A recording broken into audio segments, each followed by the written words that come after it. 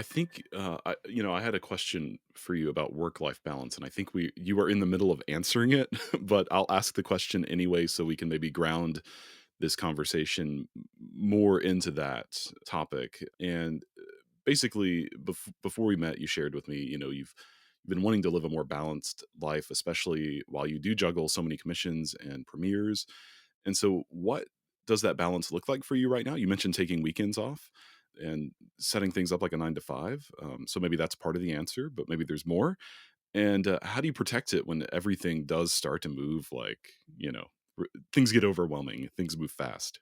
So before getting married and living with my husband, I had only really known musicians all my life. And I think musicians are, I mean, it's impossible to have any sort of healthy routine as a musician. We practice, we compose, and then all our shows are at night, and then you go out to drink. I mean, where's health in that? And you just go, go, go all the time. And the big difference between being a musician versus a normie is that when a normie comes home, he or she doesn't think about the work that they just did. They're done. And then they do whatever they want to do or not do anything. But musicians, we're just, I don't know, like submerged in this. Yeah. Our identity is tied to music, how we're doing in music world. It is so tiring, just exhausting to even just exist sometimes, being a musician. So meeting Nate, my husband, and also were living together with my brother Justin. He also had a very regular 9 to 5, but I mean, in side note, he quit that 9 to 5. It was a great job, but he quit after living with me. I influenced him. Now he's a ceramicist. Like it's horrible what I've done, but he had a great job in this economy. But anyway, Yeah. they went to work regardless of the weather, how they felt, whatever. They went to work every single day and did whatever they were required to do every single day. And I was like, oh my God, like I had never seen this before. Like you go at 8, you know? And so I was like, huh, like what if I compose like that? And so I think like that's been, I mean, it's like an ongoing experiment to figure out what works and, what I can do to survive as a person, not just a composer.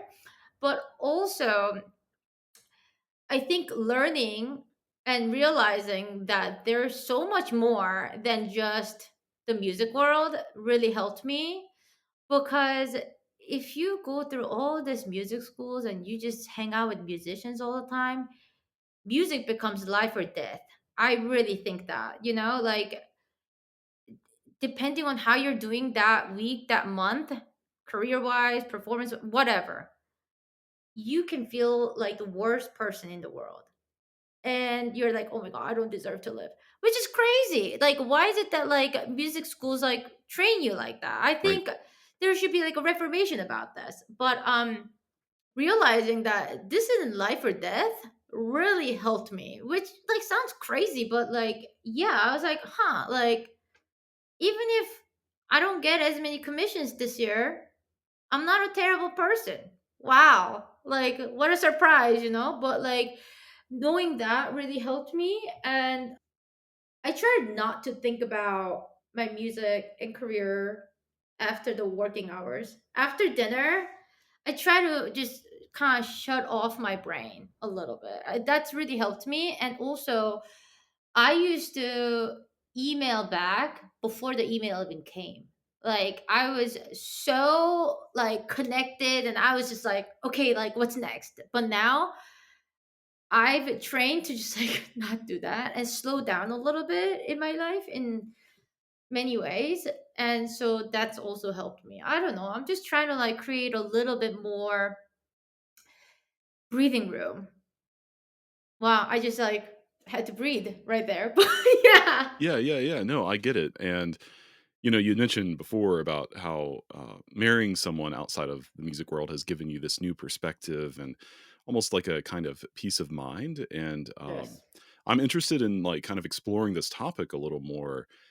because as a composer myself, I'm married to another composer, Oh my god, you're one of and those. and and funny enough, you bring up your brother doing ceramics. Susanna also does ceramics, so Oh she's wow. now like making a living as a she has commissions, and then she also has ceramics, and it's like a really beautiful life, I think. But anyway, I'm sure there's a lot to talk about here, but we like I hesitate to even say this in a public forum, but we will just like really make fun of people who are like sending these crazy emails at times, and it's like, why are people doing that? So like we've learned to kind of create those boundaries on our own, and we hold each other accountable, like don't reply to that, like you don't have to, it's 9 p.m. on a Sunday, you do not have to reply to that.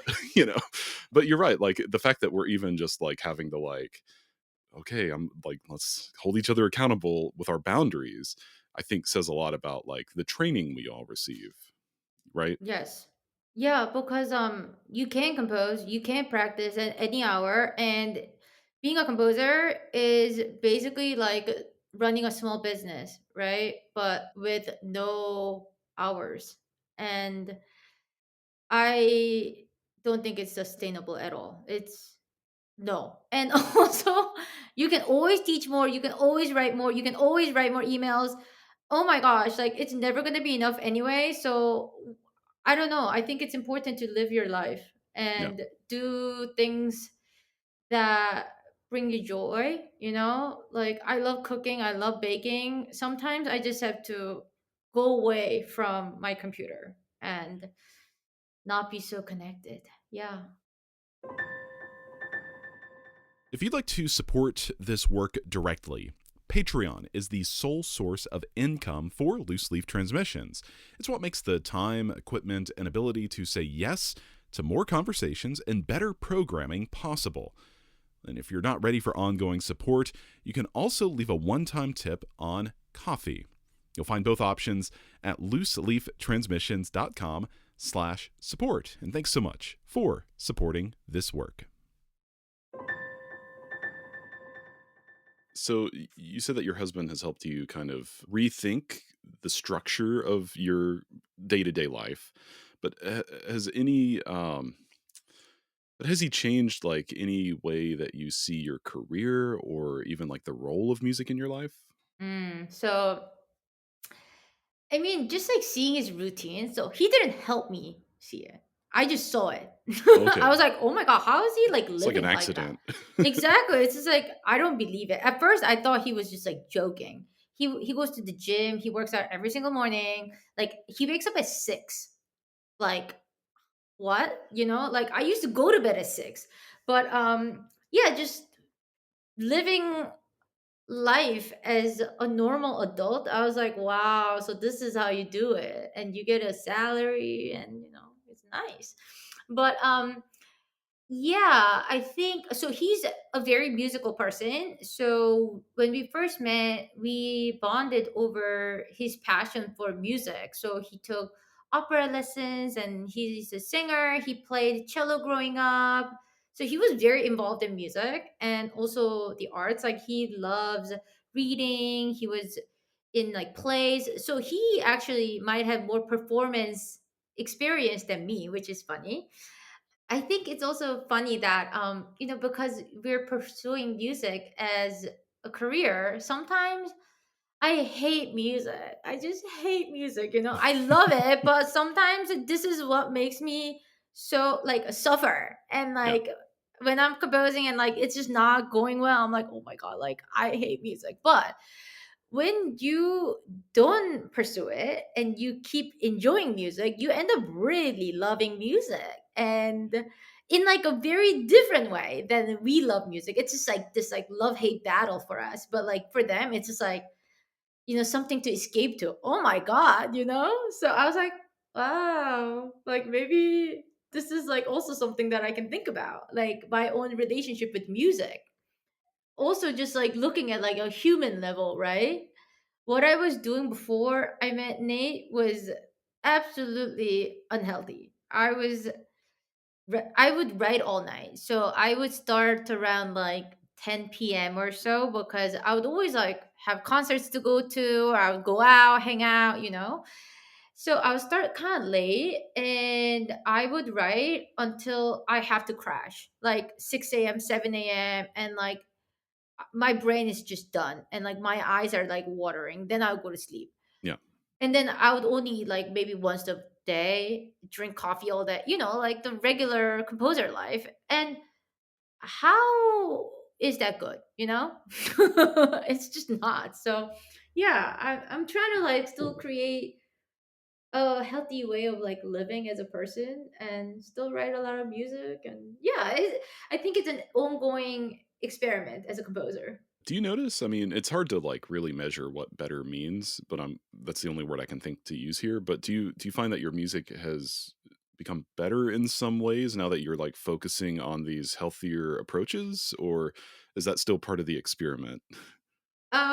So I think my music has definitely gotten a little bit brighter, maybe. I Oh, think. yeah. Yeah. So I think I just had a lot of like struggles within myself before I met Nate, just about like career and how I was treating music. And yeah, I had a lot of like anxiety, and all that has been, not all, but like a lot of it has been lifted with this new way of looking at music, me not like fighting for it like I used to. And so I think my music may be a little bit, I don't know, easier to listen to. That's what my dad said actually. He was like, "Your recent music, I can listen to them." I was like, is that a good thing? That's I almost mentioned this earlier. Neither of my parents are musicians, but they of course support what I'm doing, and I don't know what this meant. I still don't exactly know. I think I know what it means, but before I went to grad school, my mom described my music as, "Oh, this sounds like it could be in a romance movie," and now she's like, "Oh, your music sounds like it could be in a horror movie," and I'm like, what does that mean?" She's like, "I wish you'd write music that was nicer." And I'm like, I "Oh." know. Don't So, they yeah. all wish that, you know? Yeah. We all wish that too. But I think that's also an interesting thing. So when people listen to our music, they always want to connect to something that they know, right? They can't just be like, "Oh yeah, this is so." But they're like, "It sounds like something." This is something that like we always get as living composers, I think. This comparison to what they know. And yeah. Exactly. I will say, when I said that I was married to a composer, you were like, "Oh, you're one of those people," and we try really hard not to be one of those people. But Uh, it is nice that like we recognize that, and we tend to not talk about music with each other. that's so good. It's unless one of us is like very deep in the process and kind of stuck, and then we'll be like, "Hey, would you look at this? What do you think about this?" And that's been like really valuable.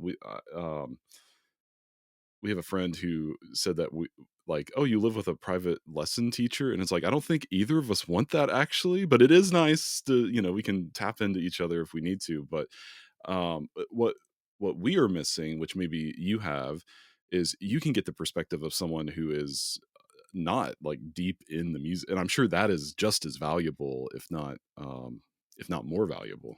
Yes, it's actually been great in many ways because he thinks what I do is so amazing, right? Like I used to just be around composers all the time that I never thought what I did was so special or different. I'm like, well, everyone's a composer, but it is like okay, so I would write something and I would show it to Nate, and he's like, "Babe, that's beautiful." Like that's like what I get, and I'm like, "Of course, it's beautiful." I love that. Just like just I don't know, vague compliments. I think sometimes that's just like what you need, not like that violin line. Like does that?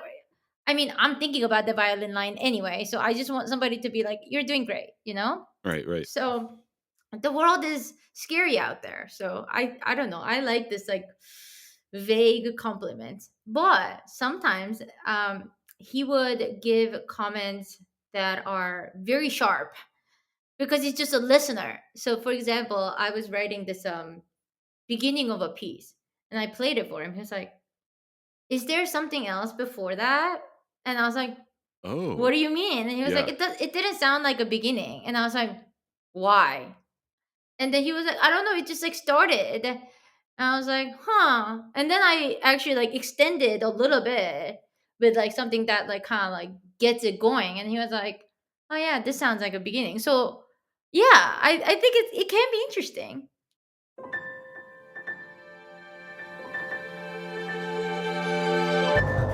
Thank you so much for tuning in to Micromaker by Loose Leaf Transmissions.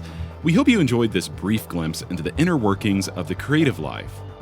If this resonated with you, be sure to check out the full conversation on Music Maker with Tyler Kline, a podcast exploring craft and process, philosophy and inspiration, and the honest, often messy parts of being an artist, creative uncertainty, purpose and identity, and resilience.